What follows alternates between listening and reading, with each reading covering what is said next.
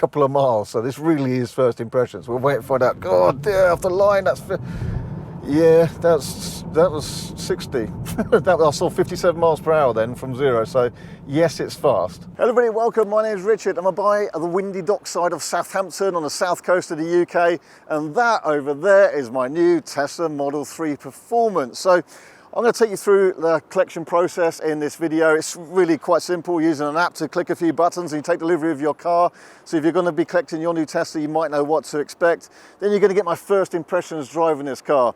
Now, I have had the Model 3 long range Highland already, so I know what that's like. Great car. How different is the Model 3 Performance going to be to that? We've also had all the other Model 3 Performances to date. So again, how has it evolved? I've never driven one of these yet, so this will be my first drive of the latest Model 3 Performance. But right, come and have a look, because here is a massive car park full of brand new Teslas. Behind this building is a massive car park full of brand new Teslas. It's actually the first time I've been to this new site in Southampton. I've been here before, but it was just kind of a temporary tent and, you know, it's a bit ad hoc, but now they've got this brilliant new centre here. And we are literally right next to a massive cruise ship. Look, the Caribbean Princess is unloading, there's a hive of activity, there's coaches offloading people. But this is where the cars come in, straight into the docks here off the boats that come from the Shanghai factory. So all our UK cars here so far have been from the Shanghai factory in recent years, including all the Model 3s since 2021 and all the Model Ys. So the build quality should be really good. I've never had a problem with the Shanghai built cars. Now, I have seen a couple of videos of people in the States receiving their new Model 3 Performances and a couple of panel misalignments, but let's see if the Shanghai ones are even better. So I'm gonna have a look around it now, check it's okay, receive delivery, and then get it out for a drive, because that's gonna be the exciting bit. And to all the viewers who said I should get the Hyundai Ioniq 5N, I'm sure it'll happen one day, I will, but this is a very sensible choice. I do a high mileage, our old one over there is on 110,000 miles, so using things like the free supercharging is going to be fantastic. But this is going to be exciting. Right, let's have a look around it first.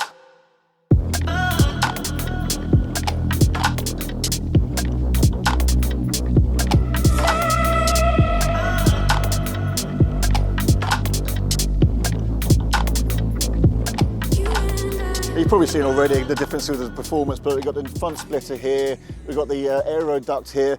Now I went for white because it's the cheapest colour. It's the only one that you can keep the car under £60,000, and we pay a lot more here in the UK than any other country. So if you compare £60,000 and convert that to your local currency, you see we pay a lot for it. So I didn't want to spend more money on another colour. Plus white just lasts really well, doesn't show swirl, stone chips, sun cream stains and stuff like that. It's much more durable, and I think it just suits this car because it actually shows off these subtle differences a bit more between a standard range or long range and the Performance. So that's why I went for white.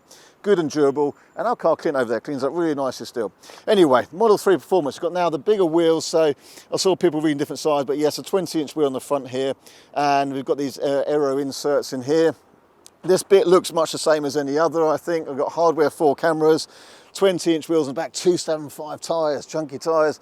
And then now we've got this big spoiler at the back and a different diffuser and the Performance badge at the back here. And the other key thing I'm really interested to see what they're like are these new Performance seats. So kind of bucket seats that hold you in well. The Highland long range had pretty good seats, but I always found the seat base a little bit short. So is this going to be a little bit longer and a bit more comfortable for me? Certainly should support more, so that's going to be good. Carbon fibre trim on the dash there, so looking forward to getting in there. So firstly, if you're going to take delivery of your car, just have a check around it, make sure it's obviously nice and clean and the panel alignment, everything's okay. So you want to make sure that the distance is there, you know, these line up nice and flush. The panel gaps in the doors are nice and even. The sunroof and the glass all are nice levels and everything like that. So you want to just have a common sense check that everything looks nicely aligned, things don't protrude from one another. And what I have seen in the States, for example, is where this doesn't line up flush with this. Well, look, in this car, absolutely no problem at all. Everything's nice and flush and good and smooth. So I'm going to accept delivery of this car. I'll show you that process. It looks like it's about to rain in a minute, and we're not allowed to film inside. So let's go through the collection process. So it's Friday the 14th of June, 9 AM. Delivery task, start delivery day, and here we are, Tesla. So when you arrive, I'll say I'm here. Yep, I'm here. It gives you the registration number in advance on the app. I've located my vehicle, it's right over there. Accept the terms. I've seen this before, accept that. Welcome to the Tesla family. So it's as simple as that, really. So I press continue, and then it's going to add it to my app. Well, it was already on there as a reservation, but it should show as a proper car now. That's my work system. So here's our other cars, location, mission, dock. So it's just to set up phone key, pair my Bluetooth. There we go. So I'm now the key holder of that car, and it's locked and unlocked. Simple as that. That's now my car. And because that's now on my Tesla profile, it will have things like my home address and my nav history, probably how I like my seat and how I like my climate control. It's quite a strange process, isn't it? What I will do though is, you do also get 2 key cards. So I did see the chap just now and he gave me 2 key cards in an envelope, like your backup key cards. So I have them as well. But that's it, that's collection day. A few taps on the app after you check the car over, and we're away. And the car should have all my settings in it. It's about to pour down with rain, so let's get on the road before the roads are really wet and give this a good drive.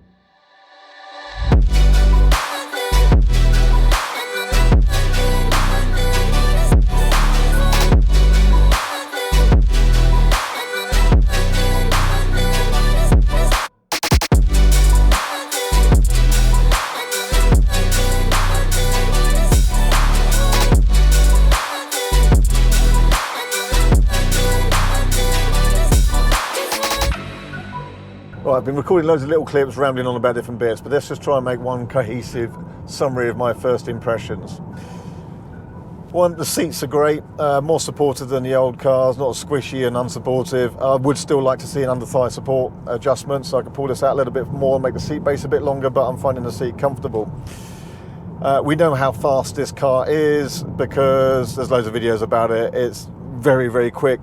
It feels to me like the first launch is a bit more violent than the other car, but then if you just accelerate kind of 40 to 60, that feels pretty similar.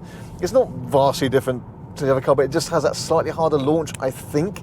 We'll be getting a draggy on this compared to the old car. That'll be another video. That will come up. The ride is the main thing I was really keen to test on this, and it's good, really good. So now we've got adjustable dampers. Sport mode is basically feels, at the moment, I've only been driving the car 20 minutes, but it feels like the old car. It's firm, but actually still fine for use on the road. It's okay, it's not bad. It still feels, it feels firm, but because the cabin's better isolated in the Highland compared to the older car, it's absolutely fine just driving firm as well. But if you go to standard, that's when it softens up, and the ride is, I'm impressed. I was ready to criticise this car and go, nah, it just hasn't changed much, but the standard ride comfort is now like buying just a standard range or long range. I'm almost wondering if it's better than those, with even softer damping than those. Hard to say, and I've only been driving the car a short amount of time, but what I can confirm is, imagine taking the old Model 3 Performance, making it a bit quieter, and having a button that makes the ride smoother. That's what you've got here. And that's great. That's perfect. The old one's great, but just having those couple of bits is nice to have.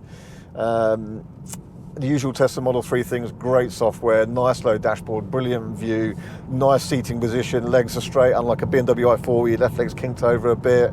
Steering wheel, nice size, very agile, very sharp, very responsive. It is something like 300 and something odd kilograms lighter than the Ioniq 5N, and you can feel this does not feel like a heavy car at all. It feels very agile. Now, if you thought, oh, Richard, you're being boring, you should have got the Ioniq 5N. Well, I will get an Ioniq 5N, that will happen another day. But actually, just as a car that will be used for business use, this car makes a lot of sense because that's free charging. The running cost of this car will be very low. 10,000 miles would cost me probably less than £150 because I get cheap overnight charging at home and I get free Tesla supercharging because they give you some credits and all that kind of stuff. And our old one's done 110,000 miles and been brilliant. So it's good for mileage, good for long days. And as I sit here now, I feel like I can spend good long days in this car, but I could also switch it to all the sport settings and then enjoy going to do the odd track day or something like that. I'm going through the New Forest here with some quite bumpy bit of road on the left, and I'm not being jostled around, am I? Which I would have been with the old car. So as a quick roundup, that's my very first impressions, but there's plenty of videos to follow in this. I mean, I'm taking this car down to Cornwall tonight for a weekend trip, so I'll film some of that, see what we get from real world efficiency, and kind of get some real world range calculations, how efficient is this new motor and all that kind of stuff. So that's all going to be happening. We'll do draggy times to see if it's actually much quicker than the old car and all that kind of stuff coming up. So make sure to subscribe to the channel. But to drive, it feels good. And let's have a quick look at my trips here. What sort of efficiency am I running? I've been trying, and it's raining a bit, and I've been pushing it. I'd say at the moment it's looking comparable to the old car, but we'll do some more about efficiency and real-world range in future videos. But it's not that miles better, and it's not worse. It looks like it's probably quite similar. Right, Gins, we've only driven it about 15 miles each, and we couldn't exactly let it rip. But what do you reckon? First impressions? Cool, settled, seats nice. Yeah, seats are more supportive, but there's still no thigh adjustment. No. That's annoying. It'll be nice to have that button like BMW, so you can still push the sides in even more. Yeah, that's true. You could have that. BMW's got that. But they're nice seats. They're good, and I don't think the under thighs particularly. I want to measure this and see if it's a bit longer than the other seats actually. But to drive, I would say when you're rolling and put your foot down, does the performance feel any different to the old car? It doesn't. It doesn't. No. However, I think the one time I kind of put my foot down away from some red traffic lights, that first kind of 10, 20 miles an hour felt a bit more violent. Yeah. I was expecting kind of from 20 on to feel violent, but actually just felt the same. Yeah. But the launch, I think, possibly is. So we're going to do another video where we'll get a draggy and we'll see on the 0 to 60 comparisons exactly. Because our concern with this is we get the 79 kilowatt hour pack, the States get the 82, they get 510 horsepower, we only get 460 because it's what the battery can output. But both websites still say 2.9 to 60, so this should be quicker. And I think they've just basically made the launch a bit harder to make the 0 to 60 quicker. And that's why we don't feel after 30 miles an hour, we don't feel any difference between them. This is it, and maybe it's stronger at the higher speeds, but that's going to take a runway, and maybe we'll time a bit of car wow and do some stuff on that. So we get some time in. That'll be another video. Plus the roads are wet today, so we can't do it right now. If it dries up, we probably do it next week, won't we? So stay subscribed. That'll be another video. I would probably summarise it as yes, an evolution, not a revolution. Better seats, quieter, more refined, just like the Highland has been. The ride is the main thing I wanted to know about. So I think in sport, on the road, it feels a bit like the old one. Yeah. Firms up, but actually not uncomfortably so. I think it's still road comfortable, like it's not too harsh, but then you've got the button that makes it more comfortable, which is exactly what would have been nice all along, basically. And then you have a truck mode, which puts into the next setting.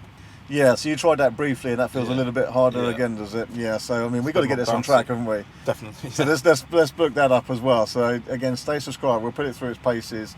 And then actually later today, I've got to drive down to Cornwall. So I'm going to be away for a trip in Cornwall. So I'll use that as an opportunity to gauge real world efficiency and range, get some initial calculations on that, because again, I'm keen to see is there much penalty in range and efficiency compared to just the long range version of this, and indeed the older version of the Model 3 Performance. But first impressions are good. I mean, that's kind of what we expected, really. Yeah. Good software, good car. The Highland in general is more refined. I'm pleased with the choice of white because I think it makes the differences stand out. I think you get darker colour, you just don't see. In black you can lose completely all those new. It just looks like any of the others, downsides, I think, are one at the Southampton centre. If it's pouring with rain, they didn't have an indoor area to kind of check the car over. Considering that's quite a big building there, they should have the space to do that.